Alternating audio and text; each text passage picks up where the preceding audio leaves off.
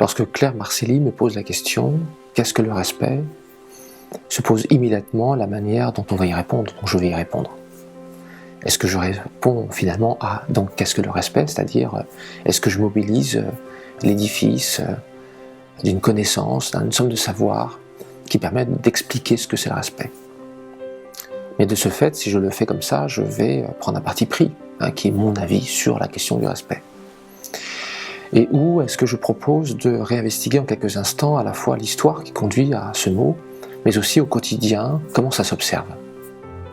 Montre-moi le respect, finalement, annonce le concours de dessin que la Poste a lancé, mais renvoie aussi à quelque chose de très basique, c'est comment ça s'observe. Comment j'observe le respect dans les yeux de l'autre, dans l'attitude de l'autre, dans les comportements, dans les paroles de l'autre. Respectus, 1280, amorce cette notion du respect, et ce mot désigne littéralement regard en arrière, mais aussi refuge. Il y a donc, déjà rien que dans cette idée du respect, l'idée qu'il y a un refuge dans lequel, finalement, je vais pouvoir me sentir en sécurité. Et la notion de sécurité, ça veut dire quoi ? C'est un lieu dans lequel je n'ai pas à regarder en arrière par peur de me faire agresser. Je n'ai pas à regarder par-dessus l'épaule, de peur que quelqu'un me vole, ou de peur que quelqu'un ait une attitude avec moi qui va me blesser. C'est simple, en fait. Et puis avec le temps, le développement, l'histoire, la culture, le respect devient une attitude morale, de gentillesse, de bienveillance, et qui vise à adopter une somme de comportements, d'attitudes, de propos, qui vise à mettre l'autre en situation de tranquillité, de confort, de bien-être. Et quand je dis de bien-être, c'est-à-dire dont l'émotion ne le conduit pas à se mettre en tension. C'est ici que s'amorce peut-être le concept d'empathie, c'est-à-dire la capacité d'appréhender la réalité de l'autre, son rang, son âge, mais c'est aussi la capacité à détecter les micro-expressions sur un visage, la tension, la surprise, la joie, et qui fait que je vais pouvoir m'y adapter.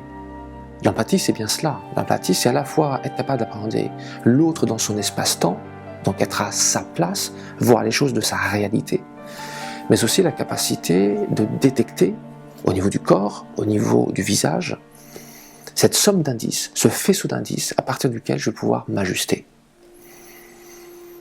Alors que aujourd'hui, nous pouvons avoir tendance, de par notre modèle, l'évolution de la technologie, les smartphones, d'avoir le nez sur un objet qui n'est plus l'autre. Et à force d'être centré sur quelque chose qui n'est plus l'autre, on finit par avoir des comportements de machine finalement. C'est-à-dire, mon téléphone ne me sourit pas, mon téléphone ne me parle pas, mon téléphone ne me fait pas part de ce qu'il a envie. Vous voyez ? Il me centre sur lui.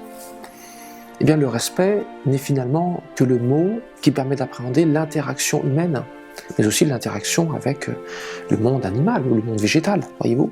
C'est la manière dont je ne mets pas l'autre dans une attitude de crainte, mais de ce fait, je mets l'autre dans une situation de sécurité, de tranquillité et d'apaisement.